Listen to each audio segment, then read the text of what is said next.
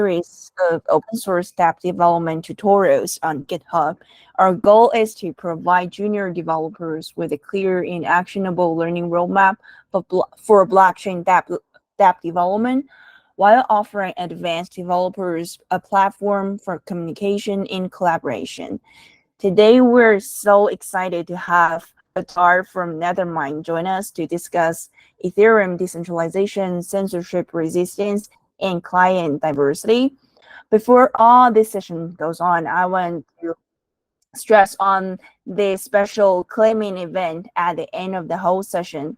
Everyone who registers on our official website and enters the correct password will have the chance to share in a wrap packet funded by our community. This is a ZK-based encrypted wrap packet. It is insured by privacy, and it ensures your privacy and security for all people. So don't worry about your password or your privacy. So the most important question: where is the password? So listen carefully to this sharing session. It will be reviewed by Bitar later. Now, without further ado, let's welcome Bitar to give us a sharing about Ethereum decentralization, censorship resistance, and client diversity. Welcome. Hello, how are you? Thank you for the introduction. Hello, everyone. It's really nice to meet you all. My name is Ahmad. I'm an Ethereum core developer with the Nethermind team. We're happy to be here in this community, and I think I'm going to start sharing my presentation. Today, I'm going to be talking about Ethereum decentralization, censorship resistance, and client diversity. These are all, in my opinion, important topics that need to be covered, and they touch the space that we are in a deep way, because like we should the whole premise of blockchain revolves around these three or like some of these concepts. So of course you can also follow me on Twitter for all the latest information around Nethermind and Ethereum core development. And starting about decentralization in the blockchain world, we should go back all the way to the origin of blockchains and the whole idea behind them. And you will notice that the premise of blockchain and Bitcoin when it started was that it is decentralized in a way that no one can control what happens on Bitcoin, and thus comes the power of blockchain. And that's why it started with something called proof of work, and this guarantees that there isn't a single entity that can control the issuance or the block production in the Bitcoin blockchain, right? That's the whole premise and idea behind blockchain, and this is where the decentralization of Bitcoin comes in. Moving on a couple of years later, Vitalik Buterin wanted to add programmability to blockchains, and that's where Ethereum started, also building on the same concept of proof of work. The reason was not that proof of work is to be sustainable forever, but to use proof of work as a stepping stone to decentralize the amount of ETH tokens that are issued in the beginning of and the coming up of the blockchain, of the Ethereum blockchain. And that's why after a sufficient amount of time, we had the merge, where block production, instead of being the responsibility of miners, became the responsibility of the validators and the stakers. And with proof of stake, we saw the rise of a lot of new concepts and technologies around proof of stake. One of them is staking pools and liquid staking protocols. like Lido, for example, or Rocket Pool, and also the rise of other staking initiatives, like centralized staking institutional tokens like Coinbase and Binance, Kill-In, etc. And if you look at the graph of the staking, Ethereum staking, you would notice that Lido has a lot of dominance over the staked amount of ETH. But if you look at Lido itself, what you will notice is that Lido itself is basically a whole bunch of operators, more than 20 operators, that the stake of Lido is distributed amongst these operators, and all of them are contributing to the validation and the staking of Ethereum. Thus, not a single entity has all that stake. So the real largest entity that is holding the stake, most stake in Ethereum, is actually Coinbase, which is a huge exchange in the United States, right? Whereas Lido, as an entity itself, it's true that they control the majority, but under the hood, Lido itself is not a single entity. It's actually a lot of entities, and that's why it's sufficiently also, you can say, decentralized. There is some centralizing forces, but they're not as much as of those of institutional stakers like Coinbase and Binance. Moving on to so what do we gain from, okay, so before I move to the next slide, I want to talk about what do we gain from decentralization. Well, the most important thing that we gain from decentralization is financial sovereignty. Basically, the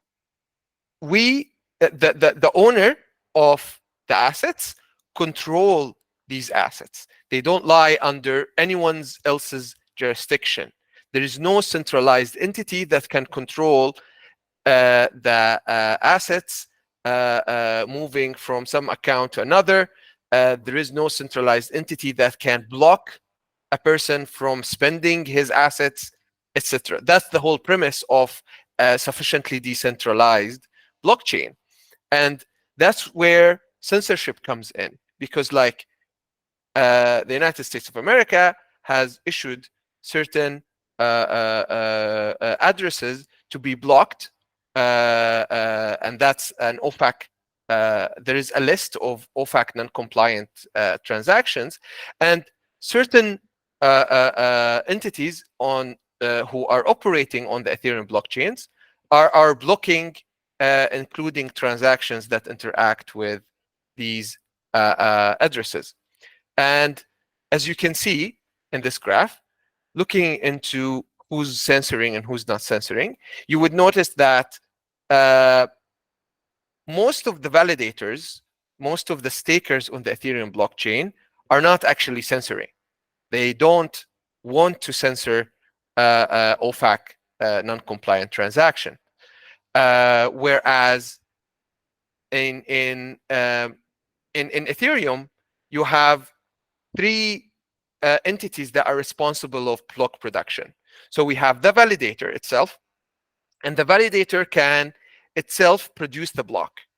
But for the validator to gain a little bit more extra money, it depends on a concept we call PBS, proposer builder separation. In proposer builder separation, we allow the proposer of the block to delegate the responsibility of building a block to someone else. And we call these people builders.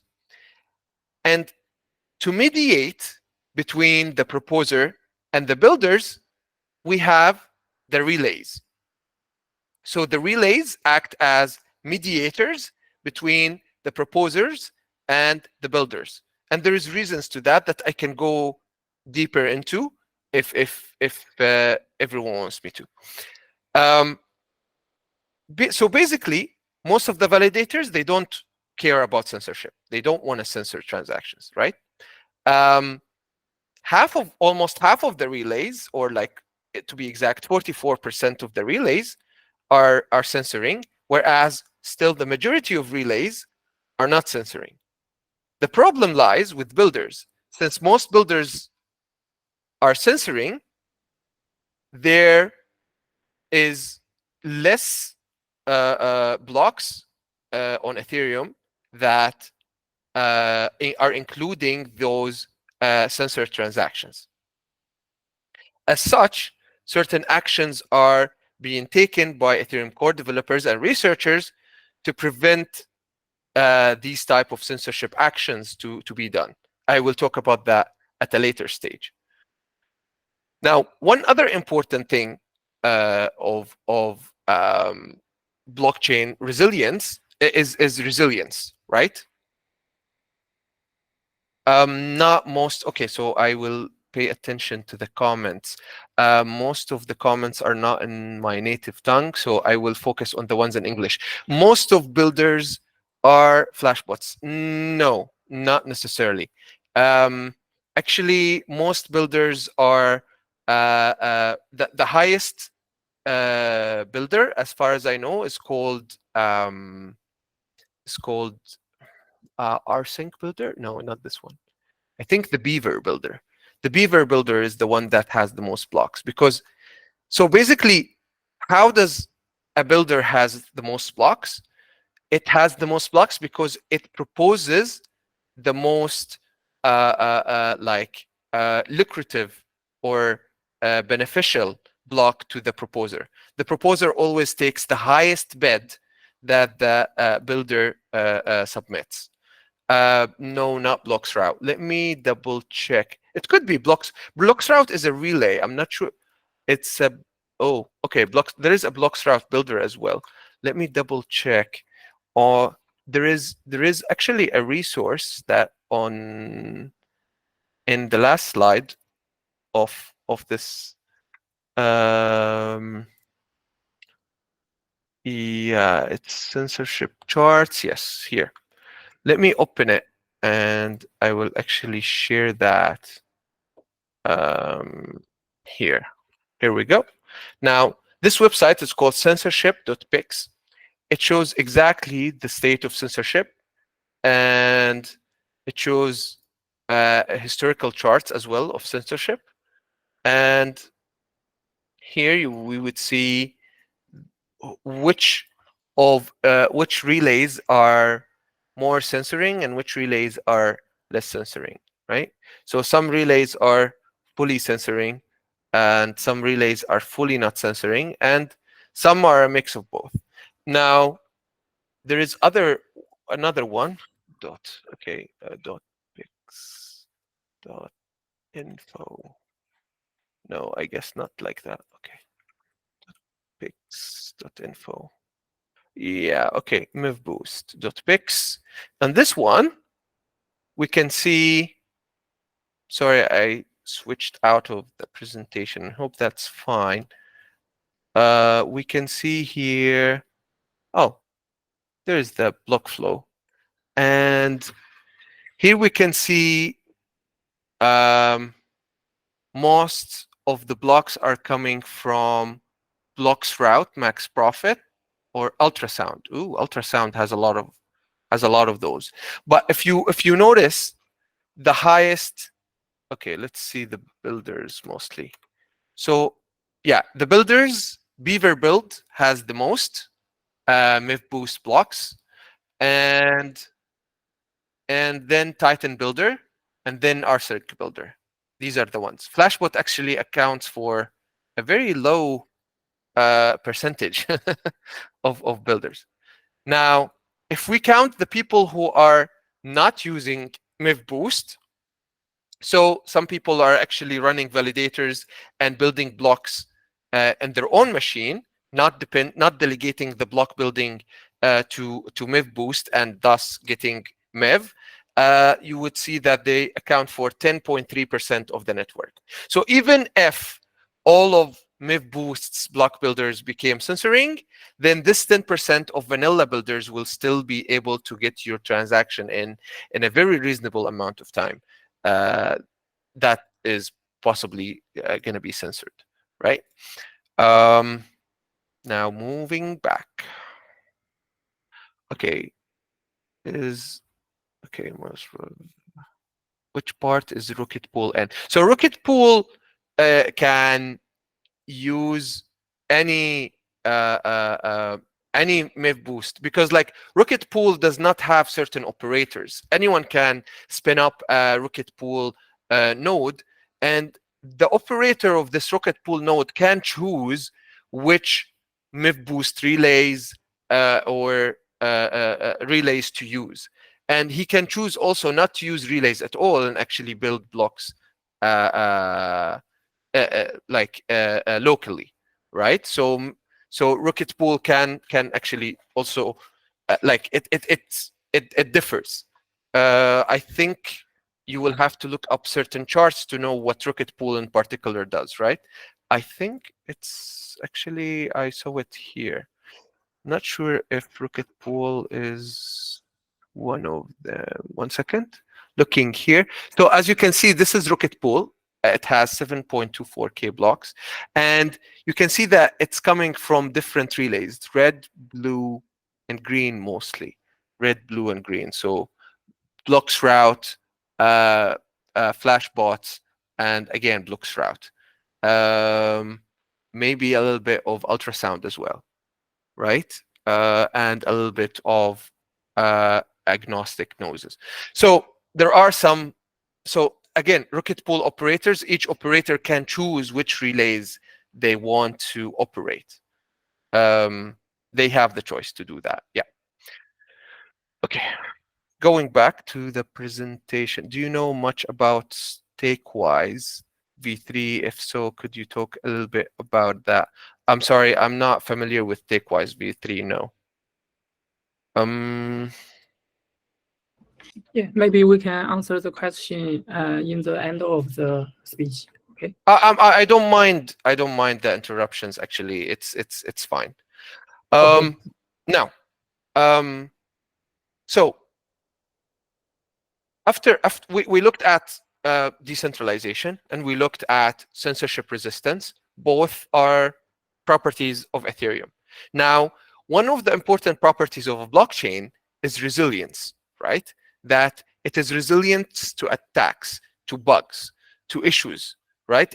It's always have liveness. It's always producing those blocks. It's always functioning without interruption, right? This is a very important property of a blockchain that is supposedly securing a lot of value of other coins or any assets that are on it, right?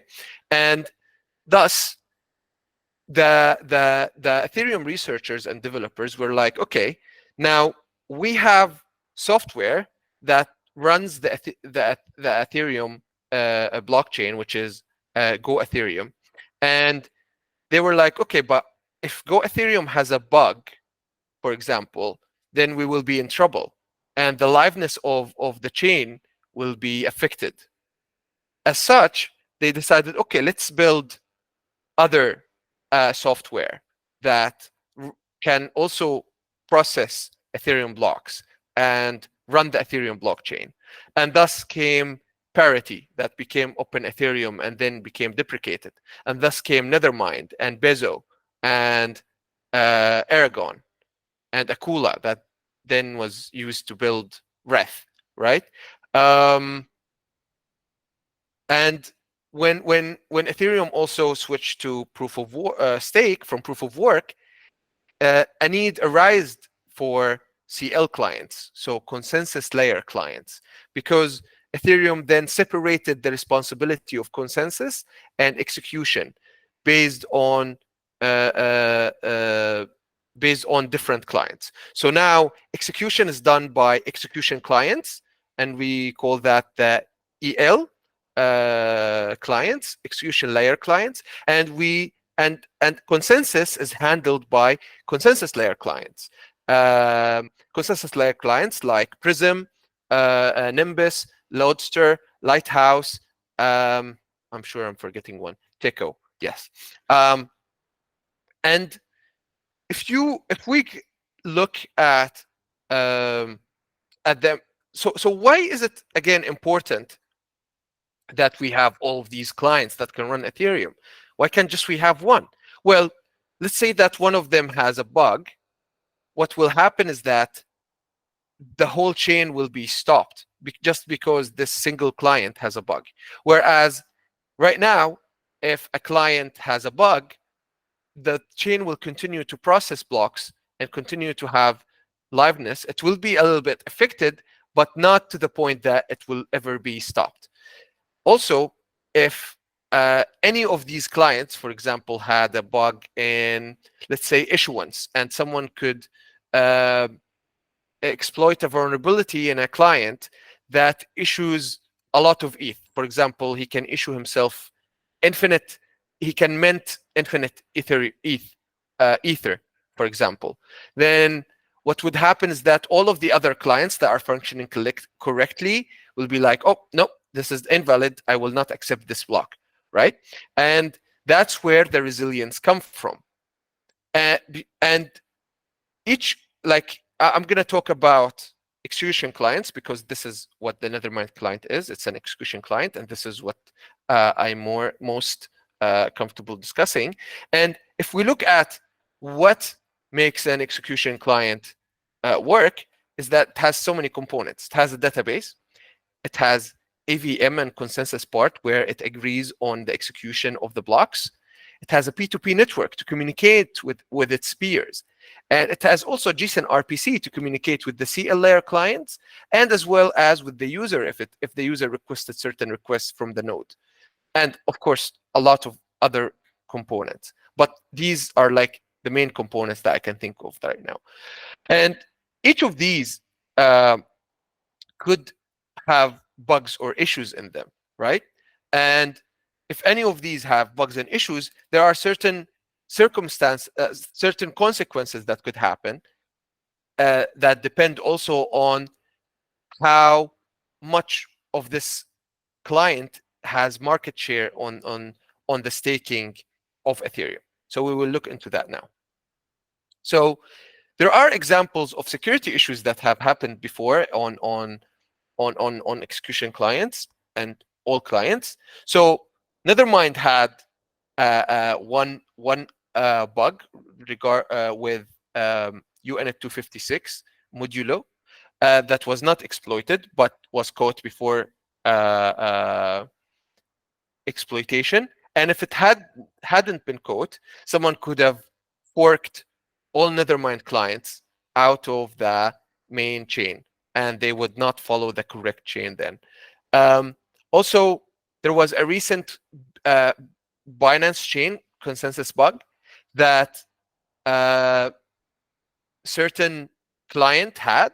I think it was BSC Geth, which is not maintained by the Go Ethereum team, by the way.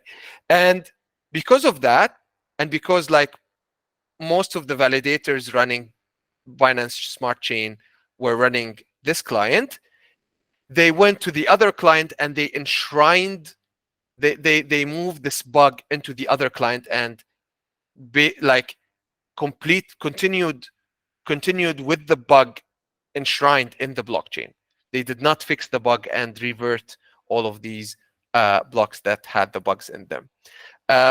Other issues, some client had used to run out of memory. One of them was Nethermind, like 2 years ago, when it was still in its early stages.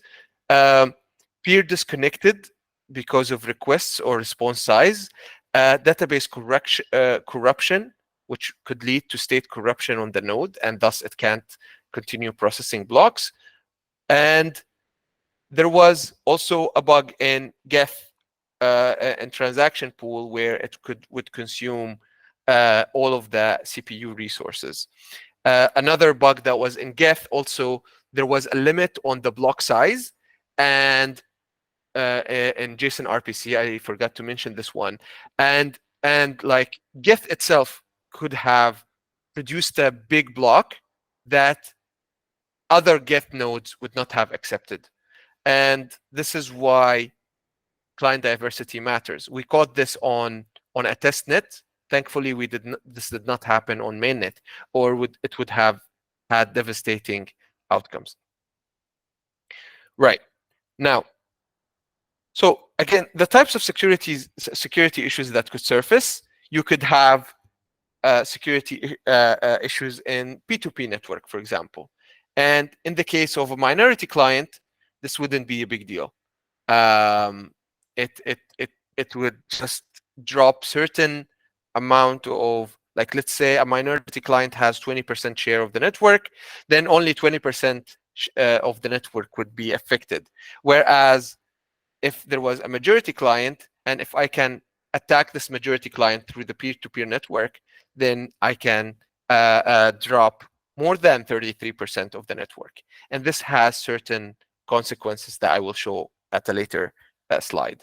Same thing with database corruption. If it happened to a certain client, it could also lead to consensus issues. So if it happened to a minority client, it's a medium severity event.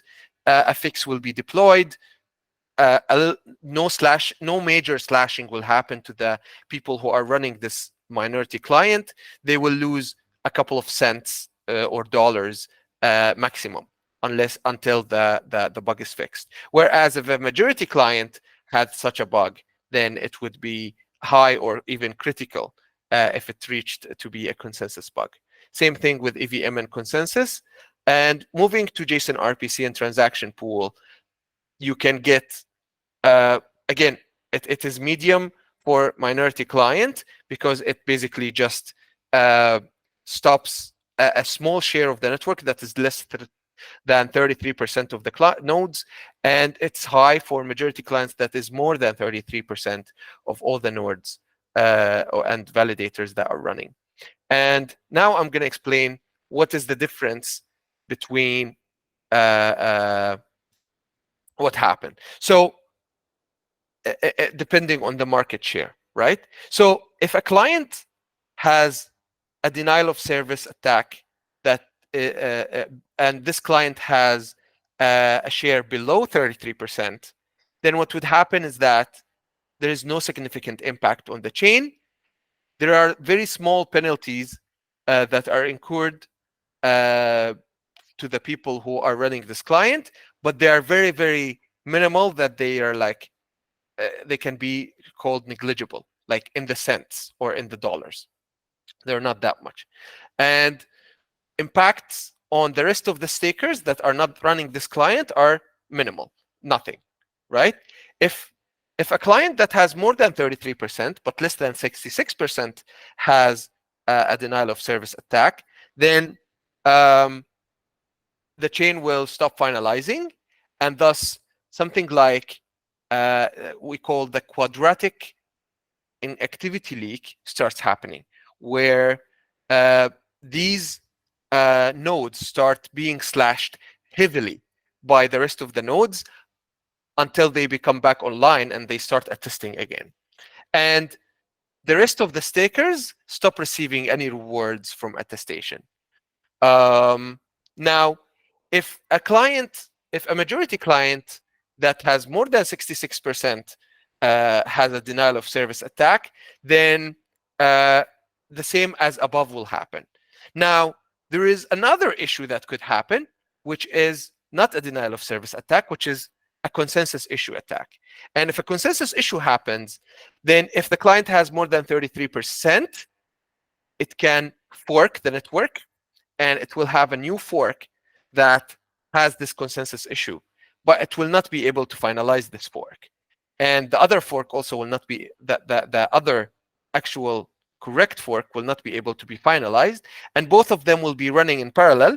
Both of them will be slashing each other in their respective forks, and when the client with the consensus issue comes back to the correct chain, it would have been, all of the people who were running this client would also be slashed, the same as if they were had been attacked with a denial of service attack. The real problem happens where a majority client has more than 66% and it has a consensus issue. Because here, what happens is this client can then finalize on the incorrect chain. And what happens would be is that they either fix this bug and switch to the main chain, or the core devs, like what happened with Binance Chain, would choose to enshrine the bug and actually make the bug the correct chain, which is, of course, not advisable, right? Or not the course of action that core devs would want to do. But if a lot of people are affected, and if this is the only way to save all of these people and all of the stake, then we might have to make that choice. I'm not one that would be supportive of this choice, but who knows what choice the core devs would have to take, right? So we try to avoid this future as much as possible. We try to not mention this, and we try to avoid this as much as possible, and we try to tell people, okay, please diversify the execution client and the consensus client that you're running, so we don't have to resort to any of these issues. Now, and so now we are faced with this dilemma of enshrining the bug or not enshrining the bug. And if we don't enshrine the bug, all of these people that got slashed will be affected. But if we enshrine the bug, the people who did not have the bug will incur a little bit of slashing, but it won't be as severe as if we did not enshrine the bug, right? So that would be a big problem. This is basically what Binance Smart Chain did. It had to enshrine the bug, which again is not something that as core devs we would want to do, and we would want to try to avoid as much as possible.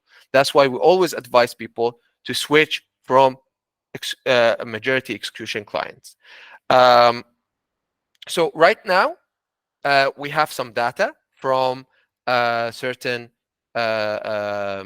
staking pools and institutional stakers that tell us that at a minimum, Geth market share as an execution client is around 30%, and at a maximum it's around 70%, because there is some part of the network that we are not sure of. So we are only showing the data that we are sure of, and the rest we're showing as orange. We are not sure of. Nethermind as well is at a minimum at 20%, and at a maximum at 59%. Bezo at 9.2%, at a maximum for 48.4%. Aragon and Dreth still has some work to do on this front. Now, the same thing goes to consensus layer clients, but consensus layer clients now, most of people are running Prism and Lighthouse, and both of them are under 40%. I think both of them are like above 30, and the rest is distributed on Tico, Nimbus, and Lodster. Yeah, and as you can see, this data is not very reliable. There is a huge range. As I said, for example, Geth can be either 30.9%, which wouldn't be bad, or it could be at 70%, which is really bad, right? So the data is very unreliable, and that's why there are things that we are working on to fix this. Another thing is that we need to take care of or keep in mind is validator client diversity does not mean builder diversity, does not mean node diversity. Each of these is different, right? So builders use block building software, and this block building software could be based on Geth or any other client. If this building software that is based on a single client has a bug in it, then all of the built blocks will become invalid in the eye of the chain, and the liveness of the chain will be affected. Now, same thing goes for, I already discussed validators. On the other hand, nodes are a different story. Nodes, anyone can run a node. You don't even need to stake to run a node, right? You can run, right now, you can run a Nethermind node or a Geth node or whatever node alongside the CL client, of course. And you can query the network using this node. You can connect your wallet to this node instead of depending on centralized entities like Infura, Alchemy, etc., etc. And if you want to do that, you should probably like choose whatever node software that suits you best and you feel like comfortable running the most. But it also node diversity also affects how the network like views itself, right? So if you're running Geth and Geth has a problem, then you will see the Geth fork. If you're running Nethermind and Nethermind has a problem, then you will see the Nethermind fork, etc., etc. So you should keep that in mind. So large institutional players like USDC, for example, or any large decentralized applications, when they're building, they keep in mind that they have to get results of the state of the chain from multiple clients just to make sure that whatever transaction or state or log that they're looking for has been accomplished on all of the major clients and not only by a single one that probably has a bug in it. So for example, let's assume that USDC mint happens on Geth and it's invalid on Nethermind, or the opposite happens. Then they need to take care of that. Or a burn, for example, happens on a certain fork and it does not happen on the other, and the other is the actual correct one, and they issue the money to the person who burned this USDC, and then they can't really get it back later because the burn did not happen, and certain issues start arising, right? Now, so what are core devs and researchers doing to mitigate these issues? I'm sorry, am I going over time? I'm just double checking. It's okay. Just go ahead. No time limits. Oh, no time limit. Okay, great. Okay, good. So what are Ethereum researchers and core developers doing to mitigate the issues that I've been talking about? So first of all, to protect against stake capture by centralized entities and staking pools, this is a hard problem to fix.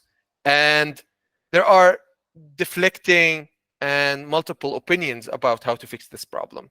So some Ethereum researchers are suggesting, okay, I guess what we're doing, we're paying too much to these stakers, and we should probably reduce the issuance or the rewards for stakers. And this is the first research link that I posted on this slide. The second research list is that other people are saying, no, don't touch the issuance curve. Let's look into correlated attestation penalties. So for example, if a large number of nodes suddenly become online and they stop attesting, that's most likely a staking pool or an institutional staker going offline. And instead of like punishing them normally, the same way that we punish all of the stakers or validators that go offline with minimal attestation penalties, then we will actually punish them heavily because they all went offline all at once, and this could affect liveness.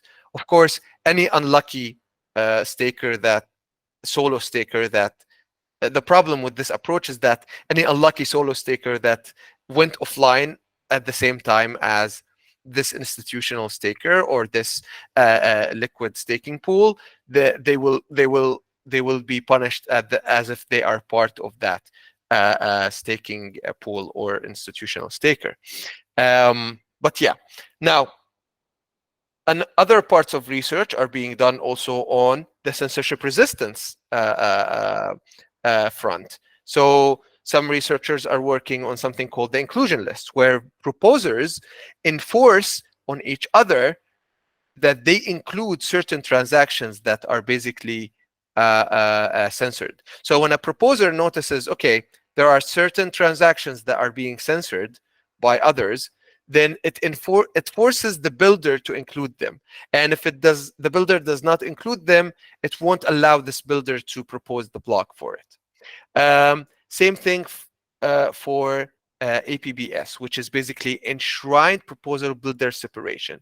This one removes the relay. If you remember when I mentioned that the relays are important to mediate between the proposer and the builder, and basically APBS removes the need for relays, because they have been not the best actors in Ethereum, and there have been a lot of bugs in relays recently that are showing us we can't depend or rely on these centralized entities for Ethereum liveness. And since a little bit less than 90%, like almost 89% of all blocks are using MEF boost and depending on those relays to act properly, then probably this is bad. If those relays start acting improperly or start going offline, then the liveness of the chain will be affected. As such, APBS came along to involve the builders and proposers directly in a decentralized manner.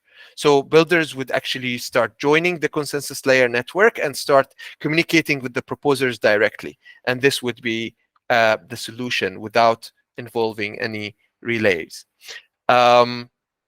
Now, the last thing that we also would like to mention is that about client diversity is that the only solution to client diversity is to raise awareness about the issue, about this risk.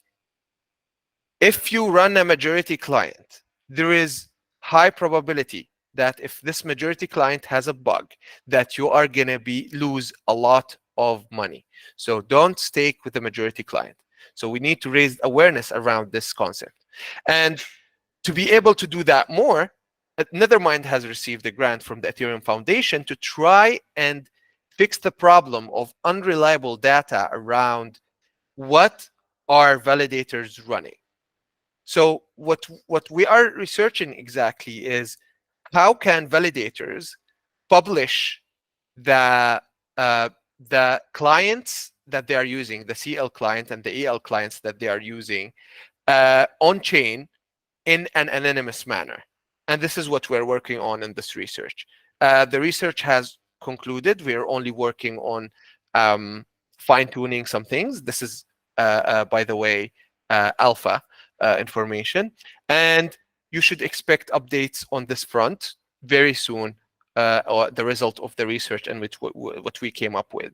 We have used in this research a lot of cryptographic primitives like zero-knowledge technology, a homomorphic encryption, distributed, not distributed, sorry,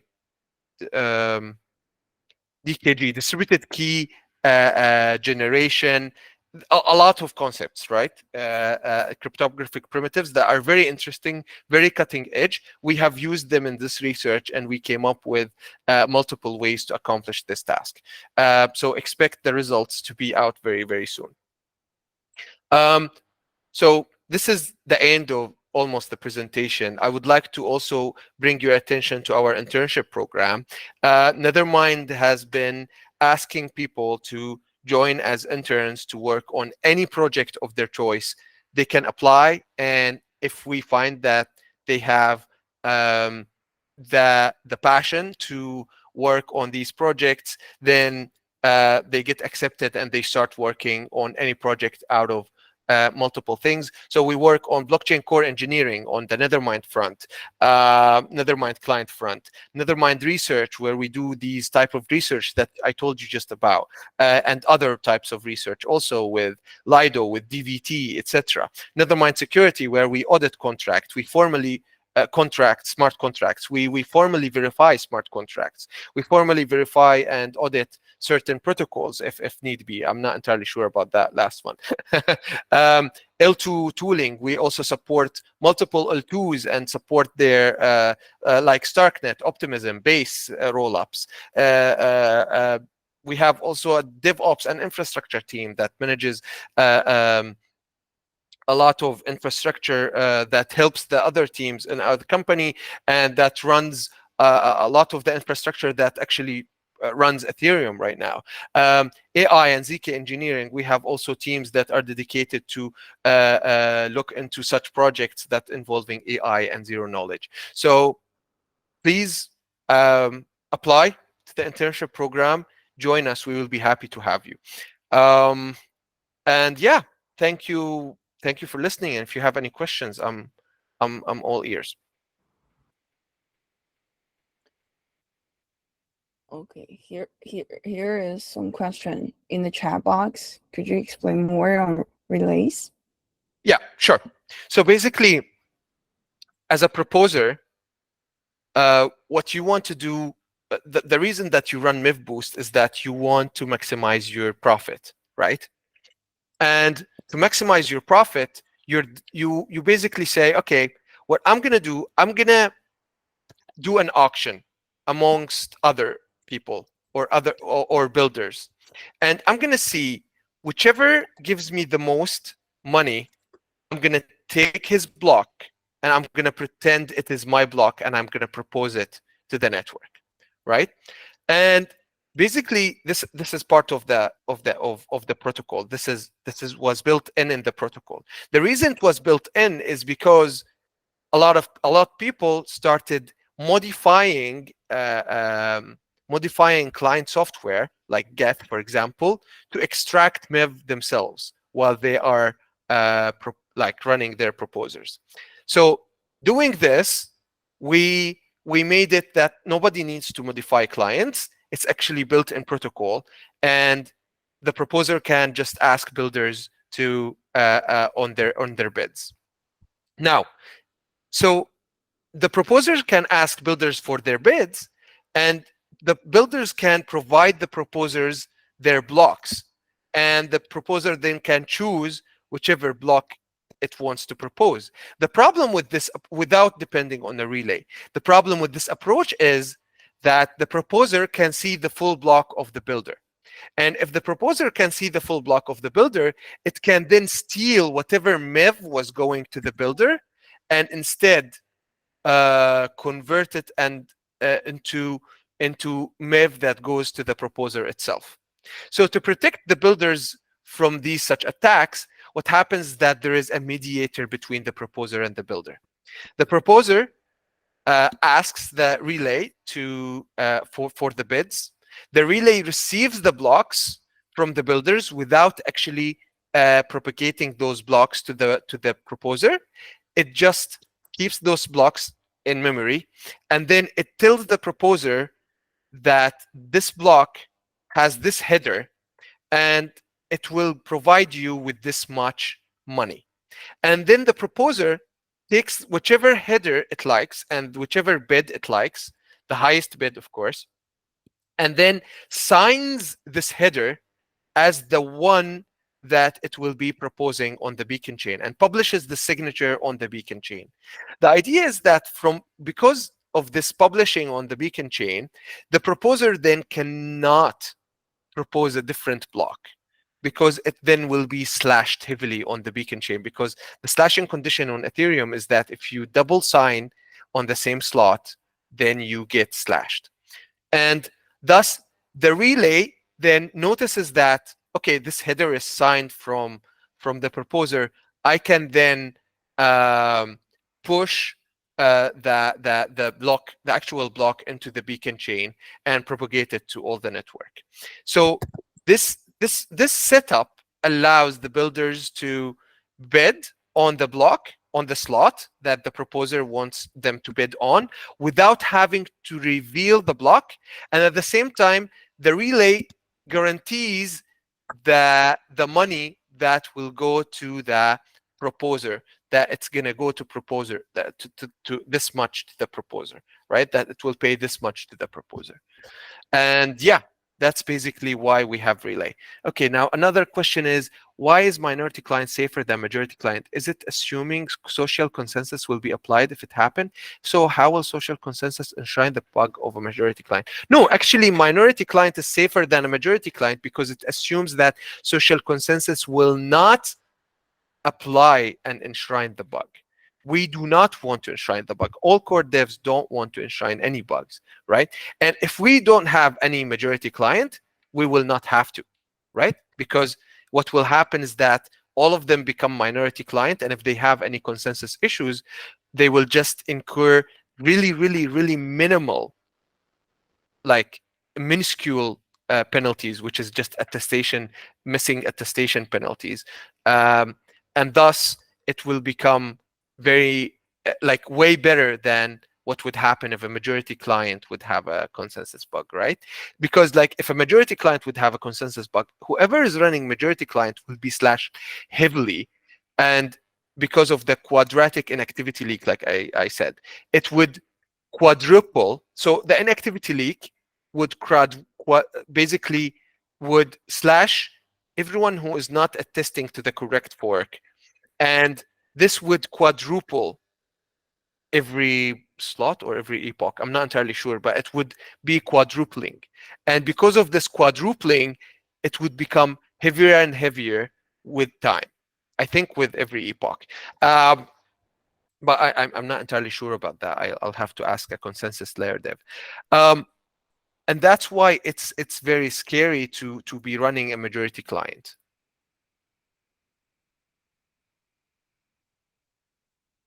It's risky for your fund, not for, I mean, it's risky for the whole network, but it's mostly risky for the person who is running the majority client.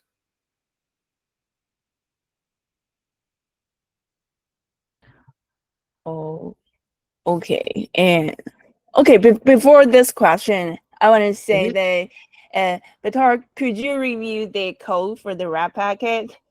Yes, of course.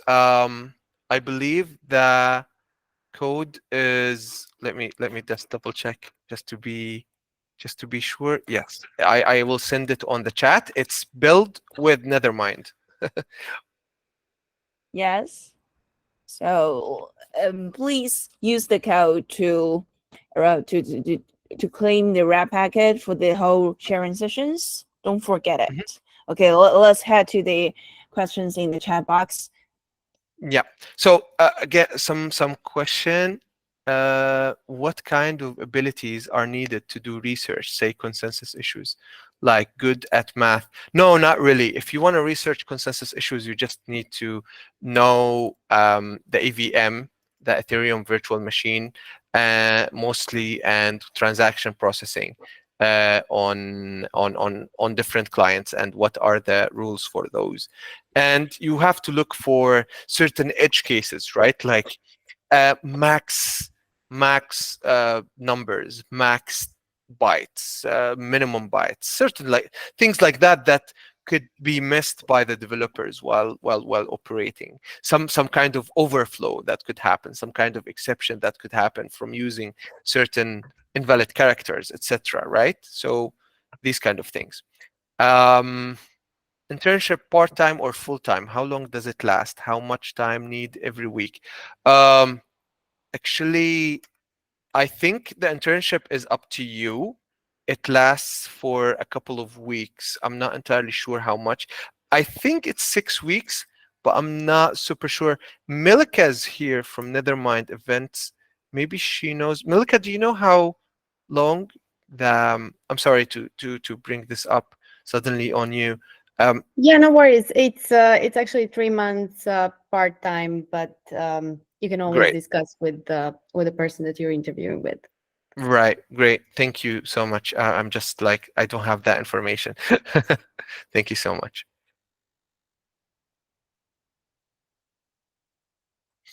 And yeah, any other questions?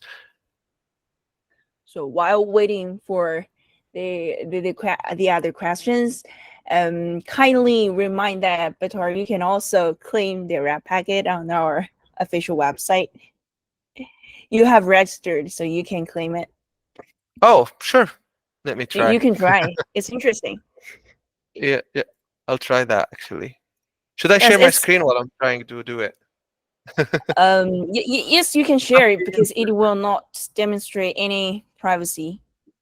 It's ZK encrypted. It's a traditional Chinese event. Wrap packet is during Spring Festival. I think the older will give wrap packets to the younger, and it will sometimes people will the older will give like I'm not sure, several hundred or 1,000, 2,000 yuan, which equals to like I think $100 or $200. It wishes it wishes the younger generation good luck, has a success, every good wishes. Yes. So we mimic the traditional Chinese event. Okay, let me try stop presenting, and I'm gonna present this other window here. Okay. Yeah. So I can go here, and these are the claimers. Okay, and I can put in the password. Disclaimers. Yeah. Yeah, The that's cool. password. Build with Nethermind. Just Okay, Cool. that's cool. yeah. And then you press claim, Let's see. and then you approve. Let's see the outcome. It's random. It's randomly generated. Let's see how much you can get. Oh, it's random. Interesting. Yeah, it's random. It's random. Random. Oh. Everybody is different. Oh, it seems that you won the most. I got the Yeah. highest number. Yeah, you got the highest. One of the highest number. That's very interesting. Yeah. You're now the indeed highest. But like, what is this token? USDCE. USDC. Yeah. USDC. Oh, it's USDC on Optimism. Yeah, it's USDC. Yeah. That's very On cool. I did Optimism. not. I would be willing to actually give this away to charity or to Dapp Learning again, if anyone wants it. Thank you, but you can keep it. It represents good wishes in Chinese. In China. Oh, thank you so much. Thank you so much. And you won the highest means that you are maybe the luckiest one, the most lucky one. You won the Thank most you so much. luck. You're welcome. Right. So, So does anybody? Go ahead. I'm sorry. Go ahead.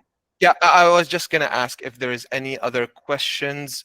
Again, feel free to reach to me or to Melissa, to Melika or Melissa. Sorry, about the internship program. We'd be happy to have you.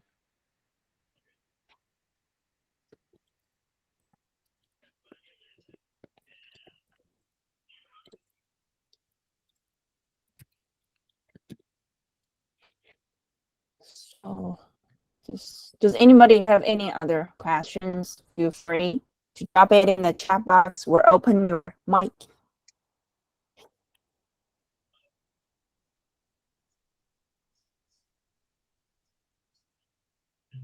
Ooh. Okay. Seems it's quite clear. So thank you, okay. Stay. You are raising your hand. Do you have any questions? I think he wanted to have a reaction, and then he raised his hand by mistake. Oh, okay, cool. He just want applaud. But he Oh, raised someone hand. asked how many people are there in Nethermind. I mean, we're around 200 right now. Around 200, not an exact number, Oh. but we are expanding. So yeah. Cool. That's I think that's super big, especially in Web3. Okay, I think now it's quite clear and nobody have any other questions. Okay, let's wrap up the sharing. Thank you, Right. Bitar. Headquarter is in London. Thank you everyone for having me. Okay, thank you. Thank you everybody for coming to this sharing session. Let's see you next week. Hope to see you again, Bitar. Goodbye. Thank Bye. you. Bye. See you.